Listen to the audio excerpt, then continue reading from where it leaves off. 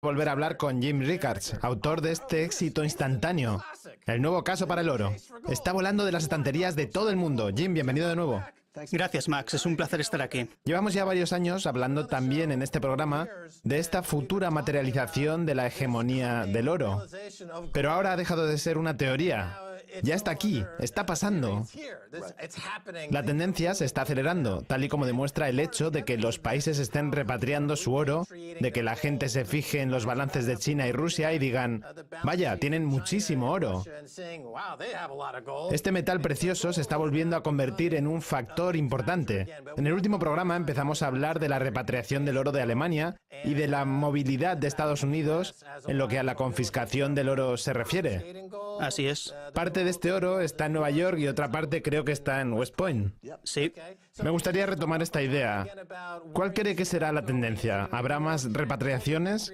¿Va a generar esta tendencia algún tipo de confrontación? Cuéntenos. Bueno, Max, existe una gran confusión sobre dónde está el oro y a quién le pertenece. En primer lugar, tenemos que distinguir el oro de Estados Unidos del oro que Estados Unidos guarda y custodia para otros países. El oro de Estados Unidos no está en el Banco de la Reserva Federal de Nueva York. Bueno, quizá en una parte muy pequeña, pero no mucho en realidad. Estados Unidos tiene sus reservas en dos ubicaciones principales, Fort Knox y West Point. Muchas veces se debate sobre quién controla el oro de Estados Unidos, si la Reserva Federal o el Tesoro. Pues lo cierto es que ninguno lo controla el ejército porque estas dos ubicaciones son bases militares. Así que el ejército custodia estas reservas de oro que técnicamente pertenecen al Tesoro, aunque la Reserva Federal tiene un certificado. Ahí es donde está el oro. Las 6.000 toneladas enterradas bajo el Banco de la Reserva Federal de Nueva York no forman parte de las reservas de Estados Unidos, sino que pertenecen a Alemania, Países Bajos, Japón, el FMI, y este es el oro que corre riesgo de confiscación in extremis. No es algo que se pueda producir en condiciones normales, pero en condiciones extremas, si se produjese una crisis financiera peor que la de 2008, Estados Unidos haría todo lo que fuese necesario. ¡Ey!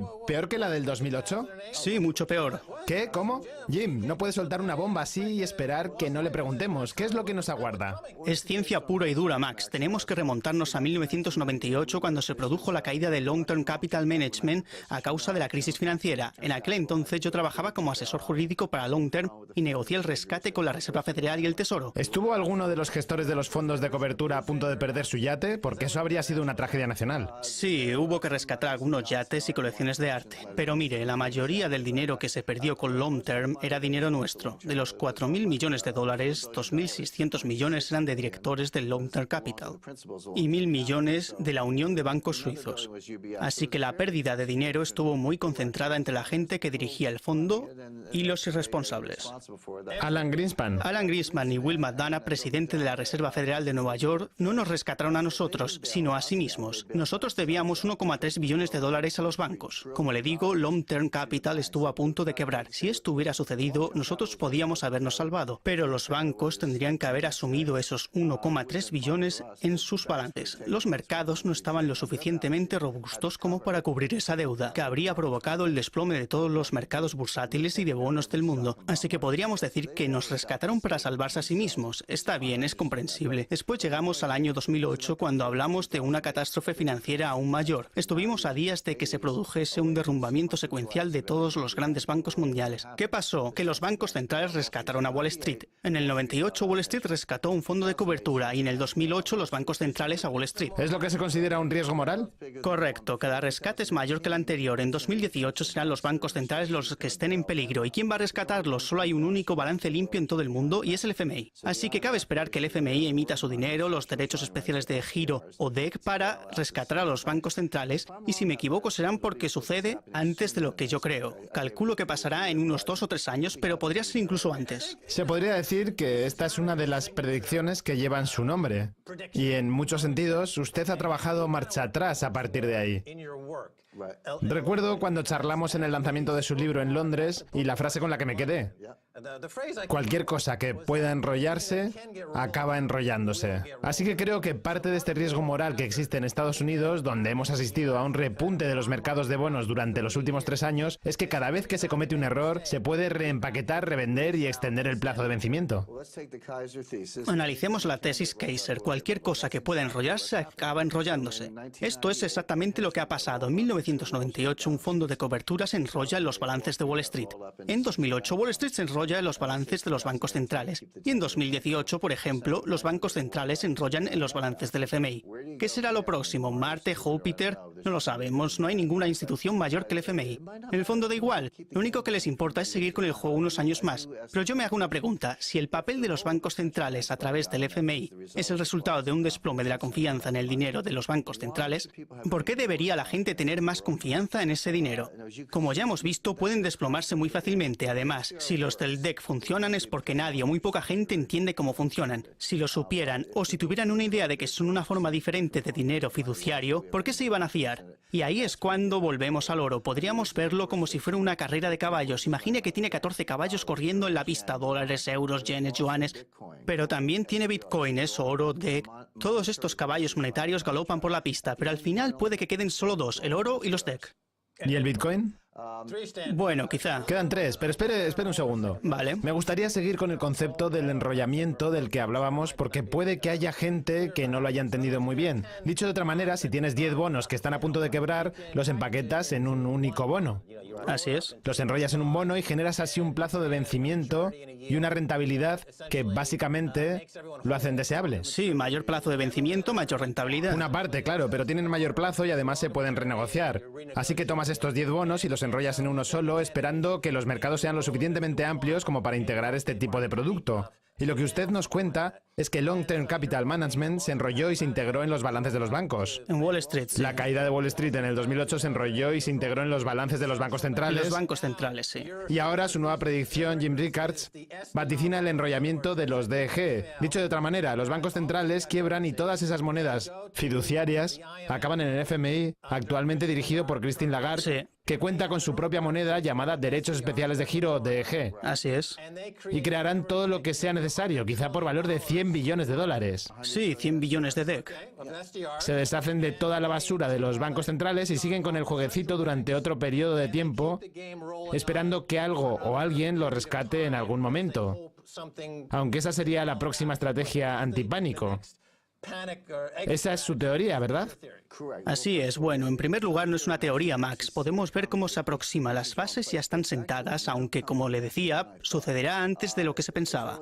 Este verano mismo China ya ha anunciado que va a crear una plataforma comercial para DEC, que quieren poner en marcha en julio. Yo solo conozco una plataforma comercial para DEC y se encuentra dentro del propio FMI. Tienen una mesa de operaciones secreta, por ejemplo. ¿Cómo se emiten los DEC? Pues se entrega a los miembros, pero por cuotas que constituyen las participaciones. Imaginemos que se emiten unos 100.000 millones de DEC. Estados Unidos recibirá unos 16.000 millones porque son aproximadamente el 16%. China recibirá 5.000 millones porque son el 5%, etc. Hungría también recibirá unos cuantos porque es miembro del FMI. Pero... Déjeme que le haga otra pregunta. Claro. Porque en el pasado, cuando barajábamos la posibilidad de que la moneda china se convirtiese en una divisa de reserva mundial, usted decía que no tenía la profundidad del mercado del Tesoro de Estados Unidos y que eso no iba a suceder. No, es cierto. Pero ahora nos acaba de decir que van a utilizar una plataforma comercial para DEG. Así que parece que A, están perfeccionando sus habilidades en los mercados mundiales y sofisticando estos instrumentos, o B, usted está cambiando de opinión. No, el yuan no está listo para ser una divisa de reserva mundial, ni siquiera está cerca de serlo, pero los DEC sí. Lo que los chinos están haciendo ahora mismo no es impulsar el yuan como divisa de reserva mundial. Quizá de aquí a 10 años lo hagan, pero no ahora, sino apostar por los DEC. Sin embargo, lucharon con todas sus fuerzas por estar dentro de esa cesta. Sí, en los DEC. Fue una gran batalla. Háblenos de esto. Así es, el pasado noviembre el directorio ejecutivo del FMI aprobó la inclusión del yuan chino en su cesta de monedas de reserva. Lo explicaré mejor. La gente tiene la idea de que los DEC están respaldados por estas grandes divisas, pero esta moneda no está respaldada por nada. Es dinero fiduciario puro y duro. Pero sí existe una cesta integrada por 5 monedas de reserva que permite calcular el valor de los DEC. Por ejemplo, ¿a cuántos dólares equivale un DEC? Pues la respuesta estaría en torno a 1,45 dólares, aunque como en todos los mercados se producen fluctuaciones, así que puede ser 1,30 o 1,50. Esta cesta de divisas permite calcular los DEC teniendo en cuenta 3 factores financieros. Es un cálculo matemático. Lo importante es que la inclusión del yuan en esta cesta supuso un gran paso y un prestigioso reconocimiento para China. Por cierto, la nueva cesta del DEC entrará en vigor el próximo 30 de septiembre. La votación se aprobó en noviembre, pero la inclusión no será efectiva hasta finales de septiembre, por lo que los chinos tienen que tener un comportamiento ejemplar hasta entonces. Así pues, China sabe que su moneda no está lista para ser divisa de reserva, pero los DEC sí están listos. Y, por tanto, los chinos están encantados de pertenecer al club y contribuir al impulso de los DEC. Por otro lado, existe una mesa de operaciones dentro del propio FMI en la que los vendedores y compradores de esta institución pueden realizar transacciones con DEC, cambiarlos por dólares dólares, etc. Es algo que se sabe que por fin se reconoce, pero fíjese en la cantidad de DEC que China ha obtenido mediante asignación y en la cantidad de DEC que existe en las posiciones de reserva publicadas por el Banco Popular Chino. Las reservas de DEC superan a la asignación, así que ¿de dónde procede ese excedente? De los mercados secundarios. Son compradores netos. Sí, son compradores netos porque quieren. Venga, dadnos más derechos especiales. Venden dólares y compran DEC para así diversificar su actividad con respecto al dólar, pero ahora quieren ir un paso más allá y que las empresas chinas dejen de emitir deuda en dólares y empiecen a emitirla en DEC. ¿Y para qué? Pues para crear un mercado líquido en DEC y desbancar al dólar. Ese es el verdadero objetivo. La desdolarización. Exacto. Bien, déjeme hacerle otra pregunta porque nos queda solo un minuto y medio. Parece que se ha establecido una trayectoria de colisión. O bien A, el esquema DEG funciona. Así es. O B, el esquema Ponzi se derrumba.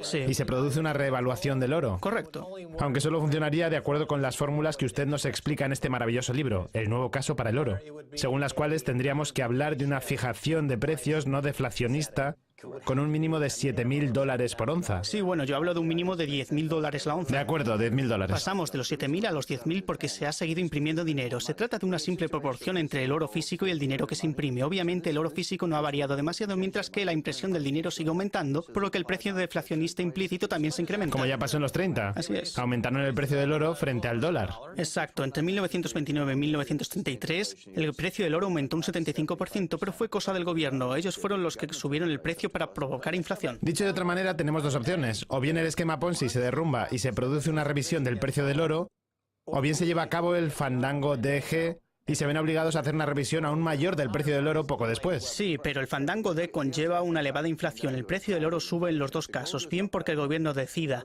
aumentarlo para provocar inflación o bien porque el D cause una inflación haciendo que el precio también suba. Sea como fuere, el oro se revaloriza. Muy bien, nos hemos quedado sin tiempo. En todo caso, los fondos negociables en el mercado como GLD no serán tan buenos, ya que si el gobierno quisiera confiscar el oro, ese es uno de los primeros sitios a los que irían. Sí, o directamente lo cerrarían y enviarían un cheque por su valor.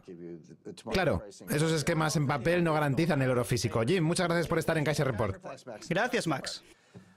Muy bien, esto es todo por hoy en esta edición de Kaiser Report. Somos Max Kaiser y Stacey Herbert. Quiero dar las gracias a nuestro invitado Jim Rickards, autor de este emocionante nuevo libro, El nuevo caso para el oro. Si quieren contactar con nosotros,